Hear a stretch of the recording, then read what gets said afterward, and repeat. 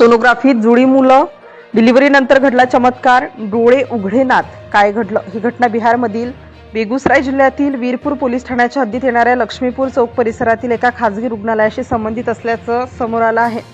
ममता कुमारी नावाच्या महिलेचं लग्न मुजफ्फरपूर जिल्ह्यातील अहियापूर पोलीस ठाण्याच्या हद्दीत येणाऱ्या शिवराहा चतुर्भुज गावातील रहिवासी रोशन कुमार यांच्यासोबत झालाय. दुसऱ्यांदा गर्भवती झाल्यानंतर ममता कुमारी उपचारासाठी रुग्णालयात जाऊ लागल्या.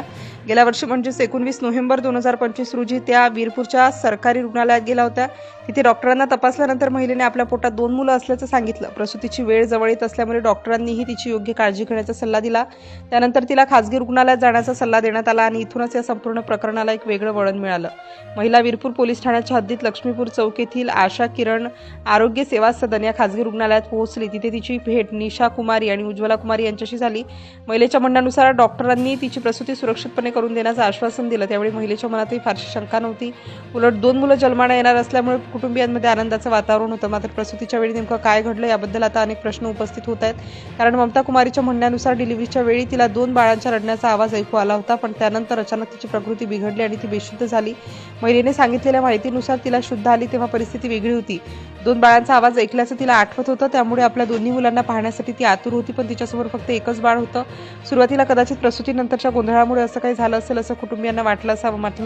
मात्र प्रश्न हा कायम होता की दुसरं बाळ कुठे आहे? जर पोटात 2 मुलं होती तर फक्त एकच बाळ कुटुंबाच्या हातात कसं आलं आणि दुसऱ्या बाळाचं काय झालं? या प्रश्नाचं उत्तर त्यावेळी कुणाकडेच नव्हतं. महिलेच्या प्रकृतीतही फरक जाणवत नव्हता. त्यामुळे त्या क्षणी तिला सगळं समजून घेणं शक्य झालं नाही. यानंतर काही काळासाठी हे प्रकरण जणू शांत झालं. कुटुंबियांकडे एक बाळ होता आणि त्याच बाळाची काळजी घेतली जात होती. पण ममता कुमारीच्या मनात एक प्रश्न सतत कायम होता. कारण तिच्या म्हणण्यानुसार तिला प्रसूतीच्या वेळी 2 बाळांच्या रडण्याचा आवाज स्पष्टपणे ऐकू आला होता. त्यातच यापूर्वी सोनोग्राफीमध्ये 2 बाळ असल्याचं सांगण्यात आलं होतं. त्यामुळे एक बाळ कुठे गेला हा प्रश्न तिला सतावत राहिला. दिवस गेले, महिने गेले, पण या प्रश्नाचं उत्तर मिळालं नाही. आणि मग एक दिवस अशीच एक वेळ आली जेव्हा या प्रकरणाला पुन्हा एकदा धक्कादायक वळण मिळालं. महिलेच्या म्हणण्यानुसार काही काळानंतर तिच्या शरीरात बदल जाणवू लागले. पोट पुन्हा मोठं दिसू लागलं. त्यामुळे तिला पुन्हा एकदा संशय आला की नेमकं काय झालं होतं. तिच्या म्हणण्यानुसार सुरुवातीला 2 मुलं असल्याचं सांगितलं होतं. मग प्रसूतीनंतर फक्त एकच बाळ तिच्याकडे कसं आलं या प्रश्नामुळे ती अस्वस्थ झाली. दरम्यान फेब्रुवारी महिन्यात तिला आणखी एक माहिती मिळाली आणि तिच्या संशयाला जणू नवं बळ मिळालं. तिला सांगण्यात आलं की तिच्या पोटी एक मुलगा आणि एक मुलगी जन्माला आली होती. हे समजताच महिलेच्या पायाखालची जमीनच सरकली. कारण तिच्याकडे तर फक्त एकच बाळ होतं. मग ममता कुमारीने थेट त्या महिलेकडे आपल्या दुसऱ्या बाळाची मागणी केली असा आरोप करण्यात आला. मात्र यानंतर प्रकरण आणखी गंभीर झालं. महिलेच्या म्हणण्यानुसार निशा कुमारीने तिच्या आईच्या हातात फक्त एक मुलगी सोपवली होती. त्यानंतर पोट मोठं दिसत असल्याचं कारण देण्यात आलं, पण 2 मुलं असल्याचं सांगितल्यानंतरही दुसरं बाळ कुठे आहे याचं समाधानकारक उत्तर मिळत नव्हतं. त्यामुळे ममता कुमारी आणि तिच्या कुटुंबियांनी संबंधित महिलेकडे वारंवार चौकशी केली, पण त्यानंतर वाद वाढत गेला. या वादात मारहाण आणि धमकीचाही आरोप करण्यात आला. महिलेच्या म्हणण्यानुसार तिला आणि तिच्या आईला शिवीगाळ करण्यात आली. इतकंच नाही तर एक मुलगी इथून निघून जा अशा प्रकारची धमकी देण्यात आल्याचा आरोप. या परिस्थिती हाताबाहेर जात असल्याचं लक्षात आल्यानंतर ममता कुमारी घाबरून आपल्या घरी परतली. पण आता तिच्यासमोर एकच प्रश्न होता, जर खरंच तिच्या पोटी 2 बाळ जन्माला आली असतील तर दुसरं बाळ कुठे आहे, कुणाकडे आहे आणि तिच्यापासून ते का दूर करण्यात आलं?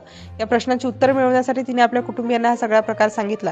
यानंतर नातेवाईक आणि ग्रामस्थांनीही या प्रकरणात लक्ष घातलं. कुटुंबीय संबंधित क्लिनिकमध्ये गेले आणि निशा कुमारीकडे बाळाची मागणी केली. मात्र परिस्थिती आणखी चिघळली आणि निशा कुमारी तिथून पळून गेल्याचा आरोप करण्यात आला. त्यानंतर कुटुंबियांनी हा प्रकार पोलिसांसमोर मांडला. पोलिसांनी या प्रकरणात FIR नोंदवून तपास सुरू केला. आता या तपास यंत्रणेसमोर अनेक प्रश्न आहेत. सोनोग्राफीचा रिपोर्ट नेमका काय सांगतो? प्रसूतीच्या वेळी प्रत्यक्षात किती बाळं जन्माला आली? रुग्णालयातील नोंदी काय सांगतात? आणि सर्वात महत्त्वाचं म्हणजे दुसरं बाळ गेलं कुठे? या प्रकरणात आणखी एक महत्त्वाचा मुद्दा समोर आला. महिलेने ज्या सोनोग्राफीचा उल्लेख केला आहे त्यामध्ये 2 मुलं असल्याचं सांगण्यात आलं होतं. त्यामुळे आता त्या सोनोग्राफीचा रिपोर्ट आणि रुग्णालयातील प्रसूतीच्या नोंदी तपासल्या जाण्याची शक्यता आहे. कारण केवळ आरोपांवरून अंतिम सत्य समोर येऊ शकत नाही. वैद्यकीय नोंदी, डॉक्टरांचे जबाब, रुग्णालयातील कर्मचारी, प्रसूतीच्या वेळी उपस्थित असलेले लोक आणि बाळाच्या जन्माशी संबंधित कागदपत्र यामधूनच नेमकं काय घडलं हे स्पष्ट होऊ शकतं. त्यामुळे या प्रकरणात पोलिसांच्या तपासाकडे सगळ्यांचं लक्ष लागलं. पण या सगळ्या घटनांमध्ये सर्वात अस्वस्थ करणारी गोष्ट म्हणजे एका आईचा प्रश्न, माझ्या मुलाचं काय झालं? अशा परिस्थिती कोणत्याही आईसाठी ही कल्पनेपलीकडची आहे. प्रसूतीपूर्वी तिला 2 मुलं असल्याचं सांगण्यात आलं. प्रसूतीच्या वेळी 2 बाळांच्या रडण्याचा आवाज ऐकला असं तिचं म्हणणं आहे. मात्र शुद्धीवर आल्यानंतर तिच्या हातात एकच बाळ होतं आणि अनेक दिवसांनी तिला एक मुलगा आणि एक मुलगी जन्माला आल्याची माहिती मिळाल्याचा तिचा दावा आहे. त्यामुळे हा साधा गैरसमज आहे की यामागं खरंच काहीतरी गंभीर प्रकार आहे. याचा तपास आता महत्त्वाचा आहे.